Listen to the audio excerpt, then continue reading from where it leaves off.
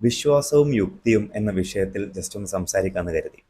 നമ്മളിന്ന് ജീവിക്കുന്ന കാലഘട്ടം വിശ്വാസികളും യുക്തിവാദികളും എന്ന് പറഞ്ഞ് തരംതിരിച്ച് കാണുന്ന അല്ലെങ്കിൽ നമ്മൾ അനുഭവിക്കുന്ന ഒരു കാലത്താണ് നമ്മൾ ജീവിക്കുന്നത്. സോ ഏതൊരു മനുഷ്യനും തൻ്റെ യുക്തി ഉപയോഗിച്ച് തന്നെയാണ് കാര്യങ്ങൾ തീരുമാനിക്കുന്നതും അതിലൊരു ആക്ഷൻ എടുക്കുന്നതും ഒക്കെ തന്നെ. യുക്തി ഉപയോഗിക്കാത്ത ഒരു മനുഷ്യൻ ഈ ലോകത്തുണ്ട് എന്ന് ഞാൻ മനസ്സിലാക്കുന്നില്ല. സോ ഈ ദൈവവിശ്വാസികളാണെങ്കിൽ പോലും അവരുടെ മതം പ്രൊമോട്ട് ചെയ്യുന്നതും അല്ലെങ്കിൽ അതിനുവേണ്ടി സംസാരിക്കുന്നതും ഒക്കെ അവരുടെ യുക്തിയുടെ പരമോന്നതിയിൽ നിന്നുകൊണ്ട് തന്നെയാണ്. ഈ ലോകത്ത് എന്തെങ്കിലും ഉണ്ടാകണമെങ്കിൽ അത് ഉണ്ടാക്കാൻ ഒരാൾ വേണം എന്ന യുക്തിയാണ് അവർ സംസാരിക്കുന്നത്. നമ്മുടെ സയൻസ് വളരാത്ത അല്ലെങ്കിൽ സയൻസ് ഇത്ര പ്രാബല്യത്തിൽ വരാത്ത ഒരു കാലത്ത് മനുഷ്യർ ചിന്തിച്ചപ്പോൾ ഈ ലോകത്ത് എന്തെങ്കിലും സംഭവിക്കണമെങ്കിൽ അത് ചെയ്യാൻ ഒരാൾ വേണം എന്ന യുക്തിയുടെ പിന്നാലെയാണ് അവരും സംസാരിച്ചു കൊണ്ടിരിക്കുന്നത്. സോ യുക്തി എല്ലാവർക്കും ഉണ്ട്. പിന്നെ എന്താണ് നമ്മൾ ഇന്നത്തെ സോ കോൾഡ് യുക്തിവാദികളും ഈ വിശ്വാസികളും പറയുന്ന യുക്തിയിൽ വ്യത്യാസമുള്ളത്, അല്ലെങ്കിൽ എന്താണ് അതിൻ്റെ ഒരു സ്കെയിൽ എന്നുള്ളത് നമുക്ക് ജസ്റ്റ് ഒന്ന് പരിശോധിക്കാം. അതിൻ്റെ അടിസ്ഥാന ആശയം എന്താണെന്ന് വെച്ചാൽ, നമ്മളെല്ലാവരും കുഞ്ഞുങ്ങളായി ജനിച്ചു വീഴുന്നത് ഓരോ വീട്ടിലാണ് എന്നുള്ളതാണ്. ഈ വീട്ടിലാണെന്ന് പറയുന്നതിൻ്റെ അർത്ഥം ഹോസ്പിറ്റൽ വീട് എന്ന കാറ്റഗറൈസേഷൻ അല്ല. നമ്മൾ നമ്മുടെ മാതാപിതാക്കൾക്ക് മക്കളായി ജനിച്ചു വീഴുന്നത്, അല്ലെങ്കിൽ നമ്മളൊരു സൊസൈറ്റിയിൽ അല്ലെങ്കിൽ പ്രാദേശികമായി നമ്മളൊരു സ്ഥലത്ത് ഒരു നാട്ടിൽ ജനിച്ചു വീഴുന്നു, ഒരു വീട്ടിൽ ജനിക്കുന്നു എന്ന അർത്ഥത്തിലാണ് പറയുന്നത്. അങ്ങനെ ജനിക്കുന്ന കുഞ്ഞുങ്ങളേ ഉള്ളൂ. അപ്പം നമ്മൾ എങ്ങനെയാണ് മലയാളം സംസാരിക്കുന്നത്? ഞാൻ ഇവിടെ ഇരുന്ന് മലയാളത്തിൽ സംസാരിക്കുന്നതും നിങ്ങൾ മലയാളത്തിൽ ഇത് കേട്ടുകൊണ്ടിരിക്കുന്നതും എങ്ങനെയാണോ അതുപോലെ തന്നെയാണ് നമ്മൾ കഴിക്കുന്ന ഭക്ഷണം, നമ്മളുടെ ആചാരങ്ങൾ, നമ്മുടെ വിശ്വാസങ്ങൾ, ഇതെല്ലാം നമുക്ക് ഡിറ്റർമിൻഡ് ആയിട്ട് കിട്ടുന്നതാണ്. അത് നമ്മുടെ ചോയ്സേ അല്ല. നമ്മൾ എവിടെ ജനിക്കുന്നു, ഞാനിപ്പോൾ ഒരു യൂറോപ്യൻ രാജ്യത്താണെങ്കിൽ ഞാൻ എങ്ങനെ ഇംഗ്ലീഷ് സംസാരിക്കുന്നു, ഞാൻ കേരളത്തിൽ ജനിച്ചത് കൊണ്ട് ഞാൻ എങ്ങനെ മലയാളം സംസാരിക്കുന്നു എന്ന് പറയുന്നത് പോലെ അത് വളരെ ഡിറ്റർമൈൻഡ് ആയിട്ടുള്ള കാര്യമാണ്. അത് എൻ്റെ കയ്യിലുള്ള കാര്യമല്ല, ഞാൻ സെലക്ട് ചെയ്തതുമല്ല. സോ ഇതുപോലെ തന്നെയാണ് ഓരോ വിശ്വാസവും ഓരോ മതങ്ങളും നിങ്ങൾക്ക് കിട്ടുന്നത്. ഒരു വീട്ടിൽ ജനിച്ചു വളരുന്നൊരു കുട്ടിക്ക് ഭാഷ കിട്ടുന്നത് എങ്ങനെയാണോ അത്ര സിമ്പിളായിട്ടാണ് നമുക്കൊരു മതവും കിട്ടുന്നത്. അങ്ങനെ കിട്ടുന്ന വിശ്വാസങ്ങളിൽ വർഗീയത അല്ലെങ്കിൽ ജാതീയമായിട്ടുള്ള തട്ടുതട്ടായ ക്ലാസിഫിക്കേഷൻ, വർണ്ണവിവേചനം, ഇത്തരത്തിൽ എന്തുണ്ടെങ്കിലും അതും നമുക്കതിൻ്റെ കൂടെ കിട്ടുന്നതാണ്. കാരണം നമ്മളത് തിരഞ്ഞെടുത്തതല്ല. അപ്പോൾ എന്താണ് യുക്തിവാദികളും വിശ്വാസികളും പറയുന്ന യുക്തിയിലെ വ്യത്യാസം? അത് ഉപയോഗിക്കുന്ന ടൂളാണ്. ഈ ലോകത്തെ മനസ്സിലാക്കാൻ നമ്മൾ ഉപയോഗിക്കുന്ന പുത്തൻ പുതിയ ടൂളായിട്ടുള്ള സയൻസ് എന്ന് പറയുന്ന ടൂളും പ്രാചീനമായിട്ടുള്ള അവരുടെ ടൂളും തമ്മിലുള്ള വ്യത്യാസമാണ്. സയൻസ് വളരുന്നതിന് മുമ്പുള്ള കാലത്ത് മനുഷ്യർ കാര്യങ്ങൾ മനസ്സിലാക്കാൻ ഉപയോഗിച്ചിരുന്നത് അഭ്യൂഹങ്ങളായിരുന്നു, അതായത് അസംഷൻസ്. എന്തുകൊണ്ട് ഇങ്ങനെ സംഭവിക്കുന്നു എന്ന ചോദ്യം പരിഹരിക്കാൻ വേണ്ടി അത് ഇങ്ങനെ ഒരാൾ ചെയ്തത് കൊണ്ടാണ് അത് അങ്ങനെ ആയത് എന്ന അവരുടെ അസംഷൻ മാത്രമാണ് അവരുടെ യുക്തി എന്ന് പറയുന്നത്. എന്നാൽ നമ്മൾ ഇന്ന് ലോകത്തെ മനസ്സിലാക്കുന്നത് അങ്ങനെയേ അല്ല. നമുക്ക് ഏതൊരു കാര്യം എടുത്താലും അതിനെക്കുറിച്ച് പഠിക്കാനും അതിൽ കാര്യങ്ങൾ കൂടുതലായിട്ട് ഡീറ്റെയിൽ ആയിട്ട് നോക്കാനും എല്ലാം കഴിയുന്നത് സയൻസ് എന്ന് പറയുന്ന പുത്തൻ പുതിയ ടൂൾ നമ്മൾ ഉപയോഗിക്കുന്നത് കൊണ്ടാണ്. സോ നമ്മൾ പറഞ്ഞ പോലെ വിശ്വാസങ്ങളുള്ള വീടുകളിൽ ജനിക്കുന്ന ആളുകളെ ഇന്നുമുള്ളൂ. അതല്ലെങ്കിൽ അഭ്യൂഹങ്ങളിലൂടെ യുക്തികൾ നേടുന്ന മനുഷ്യരുടെ തുടർച്ചയിലാണ് ഇന്നും ലോകമുള്ളത് എന്ന് നമ്മൾ മനസ്സിലാക്കിയേ തീരൂ. ആ പുതിയ ടൂൾ ഉപയോഗിച്ച് നമുക്ക് സ്വയം ട്രാൻസ്ഫോം ചെയ്യാനും ചുറ്റുമുള്ളവരെ നവീകരിക്കാനും കഴിയുമെന്ന ഉദ്ദേശത്തോടു കൂടിയാണ് നമ്മളിത് പറയുന്നത്. ഇത് പറയുന്നതിൻ്റെ ഉദ്ദേശം ആരെയും വെറുക്കുക എന്നതേ അല്ല. നമുക്ക് മനസ്സിലായ ആശയങ്ങൾ അവർക്ക് കൂടെ മനസ്സിലാക്കി ഈ ലോകത്ത് സ്വതന്ത്രമായി സന്തോഷത്തോടു കൂടി ഒരുമിച്ച് ജീവിക്കാൻ കഴിയും എന്ന വിചാരത്തിലാണ് നമ്മൾ ഈ യുക്തിവാദം പറയുന്നത്. മനുഷ്യരെ വെറുക്കാനല്ല, മനുഷ്യൻ പൊട്ടൻഷ്യലി അന്യരെ വെറുക്കാൻ കഴിവുള്ളവനാണ്. അങ്ങനെ അന്യൻ എന്ന ആൾ ഇല്ല എന്ന പുത്തൻ അറിവ് ഉണ്ടാക്കിയെടുത്താണ് നമ്മൾ ഈ പ്രശ്നം പരിഹരിക്കുന്നത്. ഈ പറയുന്ന മനുഷ്യർ എങ്ങനെ ഇങ്ങനെ രൂപപ്പെട്ടു എന്ന് നമുക്കുള്ള അറിവാണ് ലോകത്തെ മനസ്സിലാക്കാൻ നമ്മൾ ഉപയോഗിക്കുന്ന ടൂൾ. മനുഷ്യർ ഇങ്ങനെയാണ്, നമ്മൾ ഇനി എന്താണ് ചെയ്യേണ്ടത്, ഇതും കൂടെ അറിയുന്നതാണ് നമ്മുടെ പുത്തൻ ടൂൾ എന്ന് പറയുന്നത്. ആധുനിക ലോകവീക്ഷണം എന്നാൽ പരിണാമപരമായി ലോകത്തെ മനസ്സിലാക്കുക എന്നതാണ്. അതിനനുസൃതമായി ലോകത്തെ ട്രാൻസ്ഫോം എങ്ങനെ ചെയ്യാൻ കഴിയുമെന്ന് പഠിക്കുന്നതുമാണ്. വിശ്വാസികളുടെ പഴയ കാലത്തെ യുക്തി എന്നത് ദൈവം ഓരോരുത്തരെയും വ്യത്യസ്തരായി സൃഷ്ടിച്ചു എന്നതായിരുന്നു. ഓരോ ഗോത്രത്തിലുള്ളവരും അവരവരുടെ ദൈവങ്ങൾ അവരെ വ്യത്യസ്തരായി സൃഷ്ടിച്ചു എന്നവർ വിശ്വസിച്ചു.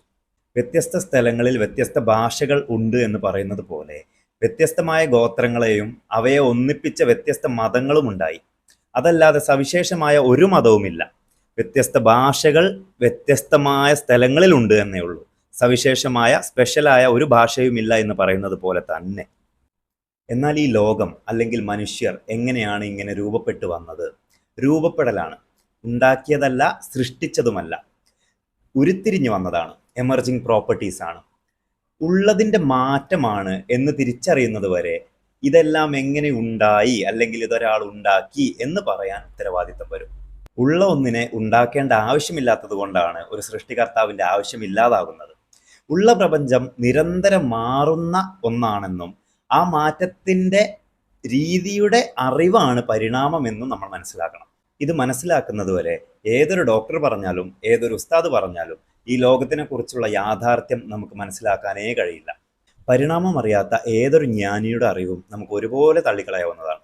അതുകൊണ്ട് തന്നെയാണ് നമുക്ക് ഈ മതങ്ങളെല്ലാം തുല്യമായി വേസ്റ്റ് ബിന്നിലെടുത്ത് എറിയേണ്ട ആവശ്യം വരുന്നതും. ഈ വിശ്വാസം ചുമക്കുന്ന ആളുകൾ ലോകത്തിനെ കുറിച്ച് അറിഞ്ഞുകൂടാത്ത ആളുകളാണ്, കണ്ണടച്ചിരുട്ടാക്കുന്നവർ.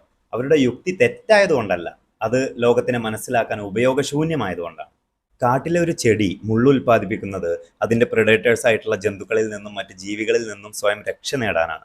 അല്ലാതെ അതിനാരെയും ഉപദ്രവിക്കണമെന്നോ മുറിവേൽപ്പിക്കണമെന്നോ യാതൊരു ഉദ്ദേശവുമില്ല. എന്ന നിലവാരത്തിൽ ഒരു യുക്തിവാദി യുക്തി പറയുന്നത് ആരെയും വെറുക്കാനാകരുത്. തൻ്റെ ചുറ്റുമുള്ള ആളുകളെ എല്ലാവരെയും സ്നേഹിക്കാൻ കഴിഞ്ഞില്ല എന്ന് വരാം, പക്ഷേ എല്ലാവരെയും വെറുക്കാതിരിക്കാൻ കഴിയും, തുല്യരായി കാണാനും കഴിയും. ഒന്നിനെ ആഹരിച്ചുകൊണ്ടുള്ളൊരു ലോകത്താണ് നമ്മൾ ജീവിക്കുന്നത്. ഈ ലോകം ഉണ്ടാക്കിയതാണ് എന്ന് പറയുകയാണെങ്കിൽ അത്യാവശ്യം വിവരക്കേടും മന്ദബുദ്ധിയുമുള്ള ഒരു ദൈവമാണ് ഈ ലോകം ഉണ്ടാക്കിയതെന്ന് പറയേണ്ട അവസ്ഥ വരും. ഇതങ്ങനെയല്ല എന്നും ഇത് എവല്യൂഷൻ കാരണമാണ് ഇങ്ങനെ സംഭവിക്കുന്നത് എന്നും മനസ്സിലാക്കാനുള്ള വിവരമെങ്കിലും നമ്മൾ അത്യാവശ്യം ആർജിക്കേണ്ടതുണ്ട്. അതല്ലാതെ ഒരു മതം നല്ലത്, മറ്റൊരു മതം ചീത്ത, മറ്റ് രണ്ട് മതങ്ങൾ പൊട്ട, ഇതൊന്നും പറയേണ്ട ആവശ്യമില്ല. നമ്മൾ ലോകത്തിനെ മനസ്സിലാക്കാനുള്ള അറിവ് കൂട്ടിയാൽ നമുക്ക് അന്ധവിശ്വാസം താനേ കുറയും. ഈ പ്രപഞ്ചത്തെ മുഴുവനായി മനസ്സിലാക്കാനോ അറിഞ്ഞു തീർക്കാനോ കഴിയുന്ന ഒന്നാണെന്ന് ഞാൻ കരുതുന്നില്ല. ഉള്ള പ്രപഞ്ചം നിരന്തരം മാറുന്ന മാറ്റങ്ങളെ അറിഞ്ഞുകൊണ്ടിരിക്കാനേ നമുക്ക് കഴിയൂ. ഈ അറിവ് കൊണ്ട്, ഈ അറിവിൽ നിന്നും നമുക്ക് നമ്മുടെ ഫ്യൂച്ചറിനെ അനുകൂലമാക്കി മാറ്റുന്നതിനാണ് നമ്മൾ സയൻസ് ഉപയോഗിക്കുന്നത്. ഷൂട്ട് ചെയ്ത് വെച്ച ഒരു സിനിമ കണ്ടു തീർക്കുന്നത് പോലെയോ അല്ലെങ്കിൽ ആകാശത്ത് ഒരു ഗ്രന്ഥത്തിൽ തയ്യാറാക്കി വെച്ച ഒരു സ്ക്രിപ്റ്റ് പോലെയോ അല്ല നമ്മുടെ പ്രപഞ്ചം. നിരന്തരം മാറിക്കൊണ്ടിരിക്കുന്നതാണ്. ഇന്ന് നമ്മൾ അറിഞ്ഞ കാര്യങ്ങൾ നാളെ മാറുന്ന ഒരു പ്രപഞ്ചത്തിലാണ് നമ്മളുള്ളത്. നമ്മൾ കുട്ടിയായിരുന്നിട്ട് നമ്മൾ വലുതാകുന്നത് പോലെ നിരന്തരം എല്ലാ നിമിഷവും മാറിക്കൊണ്ടിരിക്കുന്ന പ്രപഞ്ചത്തിലാണ് നമ്മളുള്ളത്. അതുകൊണ്ട് തന്നെ നിരന്തരം മാറുന്ന ഒന്ന് ഉണ്ടാക്കി വെക്കുക എന്നത് അസാധ്യമാണ്. അതിനാൽ ഒരു സൃഷ്ടാവ് എന്ന് പറയുന്നത് അനാവശ്യമാണ് എന്നുകൂടെ നമ്മൾ മനസ്സിലാക്കേണ്ട കാര്യമാണ്. മുൻപ് പറഞ്ഞതുപോലെ വിശ്വാസികൾ യുക്തിവാദികളെ വെറുക്കാനോ യുക്തിവാദികൾ തിരിച്ചു വെറുക്കാനോ അല്ല ഈ ആശയങ്ങളൊന്നും പറയുന്നത്. അറിവില്ലായ്മക്ക് അനന്തമായ സാധ്യതകൾ ഉള്ളത് കൊണ്ട് തന്നെ അത് പലതരത്തിൽ പറയുന്നു എന്ന് മാത്രം. അതിനൊരു ഉദാഹരണം ഞാൻ പറയാം. നമ്മുടെ മതഗ്രന്ഥങ്ങളിൽ അല്ലെങ്കിൽ വിശ്വാസങ്ങളിൽ എല്ലാം തന്നെ പറഞ്ഞിട്ടുള്ളത് ദൈവം എല്ലാം ഇങ്ങനെ സൃഷ്ടിച്ചു വച്ചു എന്നുള്ളതാണ്. കഴിക്കാനുള്ളതും അതുപോലെ നമുക്ക് മൃഗങ്ങളായാലും മറ്റും എല്ലാം മനുഷ്യരെയും ഒക്കെ സൃഷ്ടിച്ചു വച്ചു എന്നുള്ളതാണ് പറയുന്നത്. എന്നാൽ യാഥാർത്ഥ്യം എന്തെന്നാൽ നമ്മൾ ഇന്ന് കാണുന്ന പഗ് അല്ലെങ്കിൽ ജർമ്മൻ ഷെപ്പേർഡ് എന്നൊക്കെ പറയുന്ന നായ്ക്കൾ പോലും വൂൾഫ് എന്ന് പറയുന്ന കാട്ടിലെ ചെന്നായിൽ നിന്നും മനുഷ്യർ ഡൊമസ്റ്റിക്കേറ്റ് ചെയ്തിട്ടാണ് ഈ നമ്മൾ ഇന്ന് കാണുന്ന നായ്ക്കളായിട്ട് വന്നിട്ടുള്ളത്. വീട്ടിൽ വളർത്താനും മനുഷ്യരുടെ കൂടെ സഹവസിക്കാനും ഒക്കെ പറ്റുന്ന പെറ്റ് രൂപത്തിലുള്ള നായ്ക്കുട്ടികളെ അല്ലെങ്കിൽ ചെറിയ ഇനം നായ്ക്കളെ ആ രീതിയിൽ വളർത്തി. അതുപോലെ തന്നെ വീടിന് കാവൽ നിൽക്കാനും വേട്ടയാടാനും കൊണ്ടുപോകാനും നല്ല ശക്തരായ ജർമ്മൻ ഷെപ്പേർഡ് പോലത്തെ നായ്ക്കളെയും വളർത്തി. ഇതൊക്കെ മനുഷ്യർ ചെയ്യുന്ന സെലക്ഷനാണ്. അതുപോലെ തന്നെ നമ്മൾ ഇന്ന് കഴിക്കുന്ന ബ്രൊക്കോളി, ക്യാബേജ്, കോളിഫ്ലവർ ഇതെല്ലാം തന്നെ പണ്ട് കാട്ടിലുണ്ടായിരുന്ന ഒരു വൈൽഡ് ക്യാബേജ് എന്ന് പറയുന്ന ഒരു ഇനത്തിൽ നിന്നും നമ്മൾ മനുഷ്യർ ഡൊമസ്റ്റിക്കേറ്റ് ചെയ്ത് കൊണ്ടുവന്നിട്ടുള്ള ആഹാര വസ്തുക്കളാണ് എന്നുള്ളതും നമ്മൾ മനസ്സിലാക്കണം.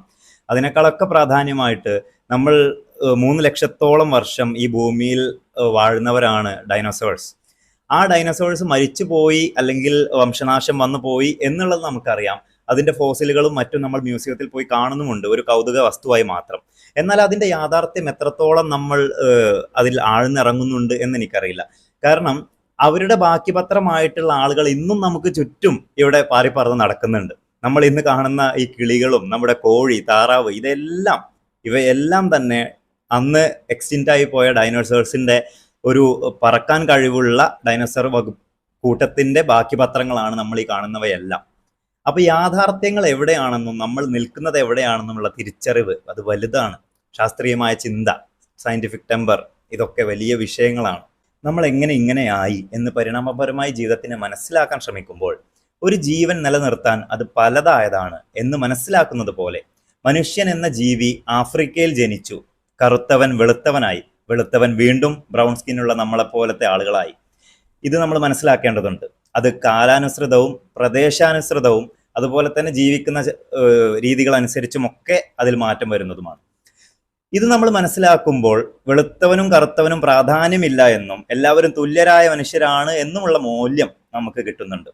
നേരെ മറിച്ച് ദൈവങ്ങളും മറ്റു മതങ്ങളും നമ്മളെ പഠിപ്പിക്കുന്നത് വെളുത്തവനെയും കറുത്തവനെയും ദൈവം അതുപോലെ സൃഷ്ടിച്ചു വച്ചതാണ് എന്നും കറുത്തവനേക്കാൾ മൂല്യം വെളുത്തവനുണ്ട് എന്നും ഒരു വെളുത്ത അടിമയെ കൊടുത്ത് 2 കറുത്ത അടിമയെ മേടിക്കാമെന്നും അതുപോലെ സ്വർഗത്തിൽ വെളുത്ത തരുണിമണികളായിട്ടുള്ള സുന്ദരിമാരായ സ്ത്രീകളെ ഒരുക്കി വെച്ചിട്ടുണ്ട് എന്നുമാണ് നമ്മളെ പഠിപ്പിക്കുന്നത്. അപ്പോൾ മനുഷ്യർക്കുള്ള എല്ലാ വൈകല്യങ്ങളും നമുക്ക് ഈ ദൈവങ്ങളിലും കാണാൻ കഴിയും. കറുപ്പ്, വെളുപ്പ്, വിവേചനം എല്ലാം തന്നെ.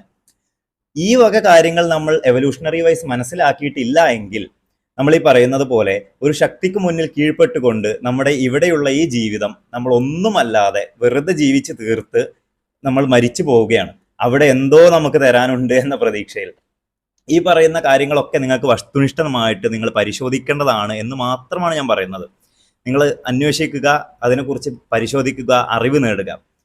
എവല്യൂഷൻ എന്താണെന്ന് മനസ്സിലാക്കാതെ സംസാരിക്കുന്ന ഒരാളുടെ ഒരു കാര്യം പോലും നിങ്ങൾ എടുക്കേണ്ട കാര്യമില്ല. അത് അസംബന്ധമാണ്. ഇത് ഇങ്ങനെ ഉണ്ടാക്കി വെച്ചു എന്ന ഉണ്ടാക്കൽ ഇവിടെ ഇല്ല. ഈ ഈ ഭൂമിയിൽ നിന്ന് അല്ലെങ്കിൽ ഈ ലോകത്ത് നിന്ന് ഒന്നും തന്നെ പുതുതായി വരുന്നില്ല. അതായത് പ്രപഞ്ചത്തിൽ പുതുതായി ഒന്നുമേ സൃഷ്ടിക്കപ്പെടുന്നുമില്ല, ഒന്നും തന്നെ ഇവിടം വിട്ടു പോകുന്നുമില്ല. അത് നമ്മൾ മരിച്ചാലും ശരി, ഇനി അതല്ല പുതിയ ഒരു ഇവിടെ ഗോൾഡോ ഡയമണ്ടോ എന്ത് കണ്ടെത്തിയാലും ശരി, ഇതൊക്കെ ഇവിടെ തന്നെ ഉള്ള സാധനങ്ങളാണ്. ഇത് മനസ്സിലാക്കാൻ നമുക്ക് സയന്റിഫിക് ടെമ്പർ വേണം എന്നതാണ് നിർബന്ധമായിട്ടുള്ള കാര്യം. റെസിസ്റ്റ് ചെയ്യണം, കുതറി മാറണം, പ്രതിഷേധിക്കുകയും വേണം. പക്ഷേ വെറുപ്പുൽപ്പാദിപ്പിക്കേണ്ട കാര്യം അത് യുക്തിവാദത്തിന്റെ യുക്തിയിലില്ല. അതേസമയം നമ്മൾ ദൈവവിശ്വാസികൾക്ക് കുറെ കൂടെ ലോകം എങ്ങനെയാണ് നമ്മൾ മനസ്സിലാക്കേണ്ടത് എന്ന് കൂടെ നിന്ന് പറഞ്ഞു കൊടുക്കാനും മനസ്സിലാക്കാനും നമ്മൾ സഹായിക്കുകയും വേണം. അത് നമ്മുടെ ഉത്തരവാദിത്തമാണ്. Anyway, thanks for listening me.